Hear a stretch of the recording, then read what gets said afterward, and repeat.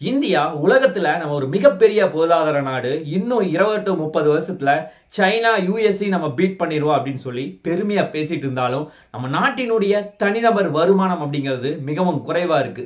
அதுக்கு முக்கியமான காரணம் என்ன, அதை எப்படிலிருந்து நம்ம மீண்டு வர போறோம், இது எல்லாத்தையுமே டீடைலா இந்த பதில பார்க்க போறோம். வணக்கம் நண்பர்களே, welcome back to Goldwell official channel. First நம்ம பார்க்க போற ஒரு முக்கியமான விஷயம், இந்தியா ரீசன்ட் டைம்ல IMF ஒரு முக்கியமான டேட்டா வர்றாங்க. ஆக்சுவலா அவங்க என்ன சொல்றாங்கன்னா, இந்தியாவினுடைய வளர்ச்சி அப்படிங்கிறது கடந்த 10 வருஷமா படு பயங்கரமா இருக்கு.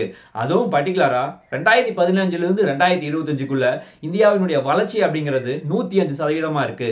கரெக்டா சொல்லணும்னா நம்ம உள்நாட்டு உற்பத்தி அப்படிங்கிறது 2015ல ஜஸ்ட் $1.1 ட்ரில்லியன் அளவுக்கு தான் இருந்துச்சு. ஆனா இன்னைக்கு 2025 போது $2.3 ட்ரில்லியன் அளவுக்கு மாறி இருக்கு அப்படின்னு சொல்லி மிகவும் பெருமையா சொல்றாங்க. அதனால நம்ம 2028 அல்லது 2030க்குள்ளேயோ அரௌண்ட் $3.9 ட்ரில்லியன் அளவுக்கு நம்மளால ஒரு மிகப்பெரிய வளர்ச்சி நோக்கி போக முடியும். இந்தியா அந்த அளவுக்கு நிறைய முன்னெடுப்பாட போயிட்டு இருக்காங்க.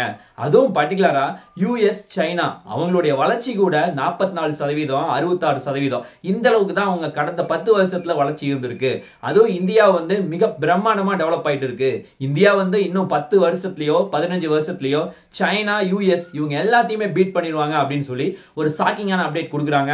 ஆக்சுவலா இந்தியா இப்ப கரண்ட்ல 2025ல நம்ம 5வது முக்கியமான பொருளாதார நாடா இருக்கோம். நமக்கு முன்னாடி சைனா, யூஎஸ், ஜெர்மனி, ஜப்பான் இவங்க எல்லாத்தையுமே நம்ம பீட் பண்ண முடியும் அப்படின்னு சொல்லி ஒரு மிகப்பெரிய நம்பிக்கை தெரிவிக்கிறாங்க. ஆக்சுவலா பேசிக்கா நம்ம இப்ப பேசணும் அப்படின்னா, இந்தியாவினுடைய மிகப்பெரிய பொருளாதார நாடு அப்படின்னு சொல்லி எல்லாரும் சொல்லிட்டு இருந்தாலும் நம்ம நாட்டினுடைய தனிநபர் வருமானம் அப்படிங்கிறது இந்தியாவில் எல்லா மக்கள்கிட்டையும் சரிசமமா இருக்கான்னு கேட்டா நிச்சயமா கிடையாது. ஏன்னா ஒரு சில பேர் வருஷத்துக்கு கிட்டத்தட்ட 20 to 30 லட்சம் சம்பளம் வாங்குறீங்களும் இருக்காங்க. ஒரு சில பேர் வருஷத்துக்கு 40,000 50,000 வாங்குற மாதிரி மிக கொடுமையான சிச்சுவேஷன் இந்தியாவில் இருக்கு. ஆக்சுவலா இந்தியாவினுடைய தனிநபர் வருமானம் அப்படிங்கிறது ஆவரேஜா கனெக்ட் பண்ணி பார்க்கும்போது உலகத்துல மொத்தம் 195 நாடை கான்ட்ரிபியூட் பண்ணும்போது நம்ம 143வது இடம் பிடிச்சிருக்கோம். அந்த அளவுக்கு ரொம்ப கொடூரமான சிச்சுவேஷன்ல இருக்கோம். ஆக்சுவலா இது சைனா, யூஎஸ், சிங்கப்பூர் இந்த மாதிரி நாடுகள் எல்லாமே மிகப்பெரிய லெவல்ல டெவலப் ஆயிருக்காங்க. ஆக்சுவலா இன்னும் சுருக்கமா சொல்லணும்னா, உலகத்துல எந்த நாடு தனிநபர் வருமானம் அப்படிங்கிறது மிக அதிகமா முன்னோக்கி போயிட்டு இருக்காங்க அப்படின்னு பார்த்தா ஆக்சுவலா அவங்க லக்சம்பர்க் அப்படின்னு சொல்லப்படக்கூடிய அந்த நாடு. அதே மாதிரியே இவங்க வருஷத்துக்கு $1,54,000 ஒரு தனிநபர் நாட்டினுடைய வருமானமா இருக்கு. இதே இரண்டாவது முக்கியமான பிளேஸ்ல சிங்கப்பூர் 1,53,000 இருக்கு. ஆக்சுவலா 3வது மேக்கோ, 4வது அயர்லாந்து இவங்க தான் டாப்ல இருக்காங்க. ஆனா சைனா, யூஎஸ் இவங்க டாப்ல கிடையாது.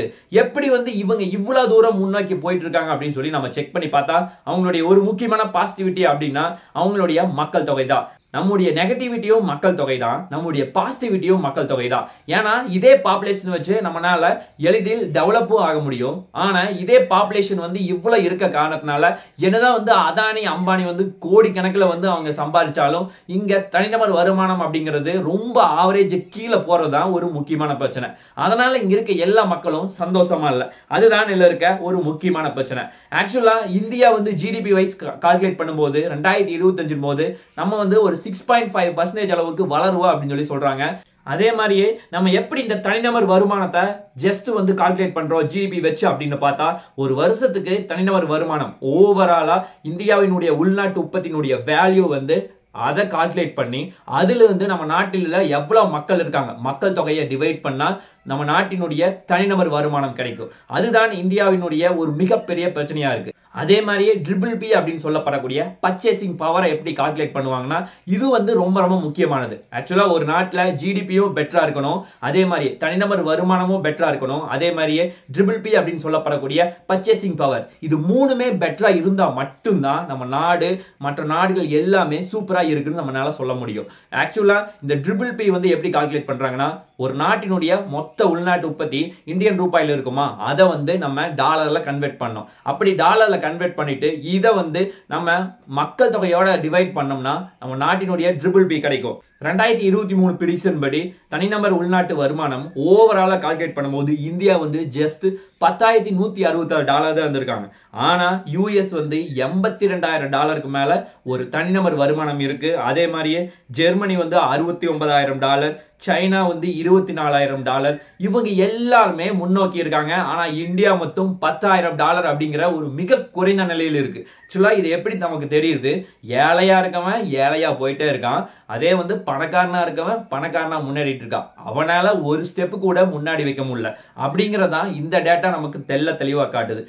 அதே மாதிரியே இந்தியா வந்து வருஷத்துக்கு 6.5% வந்து நம்ம ஜிடிபியில வந்து டெவலப் ஆயிட்டு இருக்கு அப்படின்னு சொல்லி பேசிட்டு இருக்கோம். எந்த செக்டார்ல அதிகமா கான்ட்ரிபியூட் பண்றாங்க அப்படின்னு பார்த்தா சர்வீஸ் செக்டார்ல கிட்டத்தட்ட 50% கான்ட்ரிபியூட் பண்றோம். இதே வந்து இண்டஸ்ட்ரி வந்து 27% கான்ட்ரிபியூட் பண்றோம்.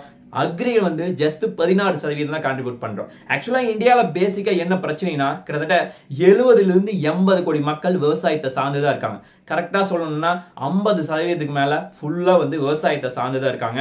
ஆனா இவங்க வந்து ஜஸ்ட் அக்ரிகல்ச்சர்ல 16% தான் ஜிடிபியில கான்ட்ரிபியூட் பண்ணுது.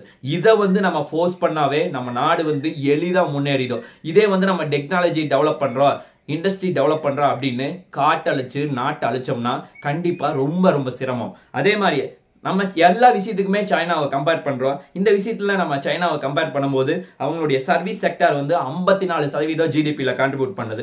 அதே மாதிரி இண்டஸ்ட்ரி வந்து கிட்டத்தட்ட 36% கான்ட்ரிபியூட் பண்ணுது. ஆக்சுவலா சைனாவுடைய முக்கியமான பாசிட்டிவ் அப்படின்னா இண்டஸ்ட்ரி வந்து அவங்க அதிகமா வச்சிருக்காங்க, மேனுஃபேக்சரிங் வந்து ரொம்ப அளவுக்கு அதிகமா பண்ணிட்டு இருக்காங்க. அதனாலதான் உலகத்துல இருக்க எல்லா நாட்டுக்குமே எக்ஸ்போர்ட் பண்றாங்க. அதே மாதிரியே அக்ரிகல்ச்சர் வந்து ஜஸ்ட் 6.8% மட்டும் தான் அவங்க அக்ரிகல்ச்சர்ல இருக்காங்க. ஆக்சுவலா இந்தியாவினுடைய ஸ்ட்ரென்த் அப்படின்னு பார்த்தா இதுல இருந்து நமக்கு என்ன தெரியுது, அக்ரிகல்ச்சர்ல நம்ம ஃபோக்கஸ் பண்ணா இந்தியா வந்து உலகத்துல இருக்க எல்லா நாட்டுக்குமே எக்ஸ்போர்ட் பண்ணலாம். நம்ம நாட்டினுடைய ஜிடிபி உயர்றதுக்கு இது ரொம்ப உதவியா இருக்கும். அதுவும் பர்டிகுலரா ஐடி கம்பெனி எல்லாமே மேக்ஸிமம் வெளிநாட்டு பேஸ்டு கம்பெனியா தான் இருக்கு.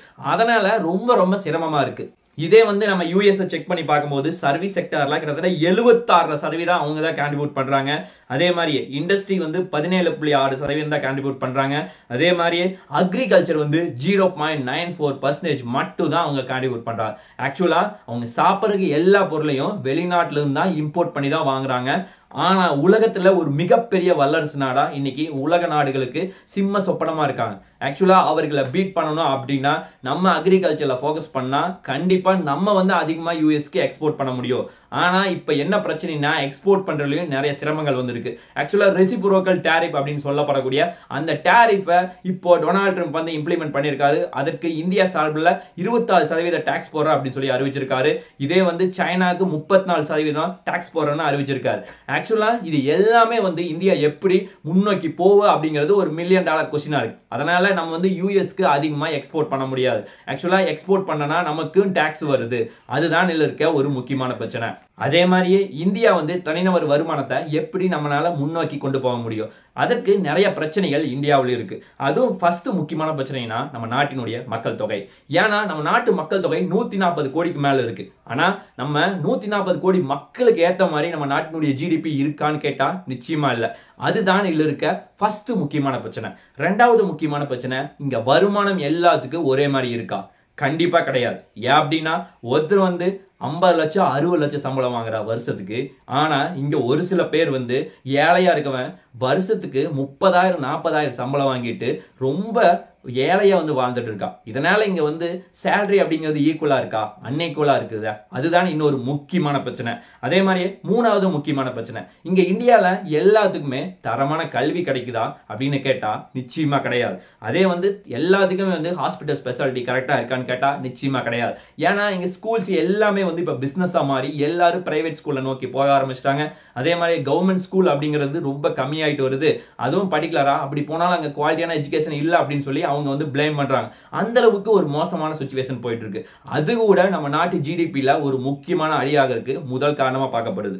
அதே மாதிரி இன்னொரு முக்கியமான பிரச்சனை என்ன, நம்ம நாட்டுல இன்ஃப்ராஸ்ட்ரக்சர் எல்லாமே கரெக்டா இருக்கா அப்படின்னு கேட்டா அது ஒரு $1 மில்லியன் கொஸ்டின் தான். ஏன் அப்படின்னா பர்டிகுலரா நம்ம ரோடு எல்லாமே பாத்தீங்கன்னா ஸ்மூத்தா ஃபாரின் மாதிரி இருக்கான்னு கேட்டா நிச்சயமா கிடையாது. எல்லாம் நிறைய ரோடு வந்து தார் ரோடு எல்லாமே பேட்சா போட்டு வச்சிருக்காங்க. அந்த அளவுக்கு ரொம்ப மோசமான சிச்சுவேஷனா இருக்கு. அதே மாதிரியே ரயில் ஆகட்டும், அதே மாதிரியே மின்சாரம் ஆகட்டும், எல்லாமே ப்ராப்பரா கிடைக்குதான்னு கேட்டா நிச்சயமா கிடையாது. எல்லா இடத்துலயும் ஊழல் மட்டும்தான் போயிட்டு இருக்கு. அது கூட இதுல இருக்க ஒரு முக்கியமான பிரச்சனை. ஆக்சுவலா இது வந்து கொஞ்சம் டெவலப் ஆனாவே எல்லா மக்களும் ஓரளவுக்கு டெவலப் ஆயிருவாங்க. அதே மாதிரி இன்னொரு முக்கியமான பிரச்சனை அப்படின்னா அஞ்சாவது முக்கியமான பிரச்சனை, இங்க வேலைவாய்ப்பு ஆப்பர்ச்சுனிட்டி அப்படிங்கிறது கரெக்டா இருக்கா? கண்டிப்பா கிடையாது. ஏன் அப்படின்னா இங்க ஸ்கூல் காலேஜ் முடிச்சுட்டு உடனடியா வந்து ஒரு ஒர்க்குக்கு போகணும் அப்படின்னு சொல்லிட்டு வருஷம் 10 லட்சம் 20 லட்சம் மக்கள் வந்து தொடர்ந்து வெளியே வராங்க ஸ்டூடெண்ட்ஸ். ஆனா இவங்களுக்கு எல்லாத்துக்குமே ப்ராப்பரான எஜுகேஷன் கிடையாது. அதுதான் இதுல இருக்க இன்னொரு முக்கியமான பிரச்சனை. அதே மாதிரியே இன்னொரு முக்கியமான பிரச்சனை, விவசாயத்தை எப்படியாவது மேம்படுத்தினாங்களான்னு கேட்டா நிச்சயமா கிடையாது. இங்க எல்லாருமே விவசாயத்தை அழிச்சிட்டு ரியல் எஸ்டேட் அந்த மாதிரி முன்னோக்கி போயிட்டு இருக்காங்க. காடுகள் எல்லாமே அழிஞ்சிட்டு இருக்கு.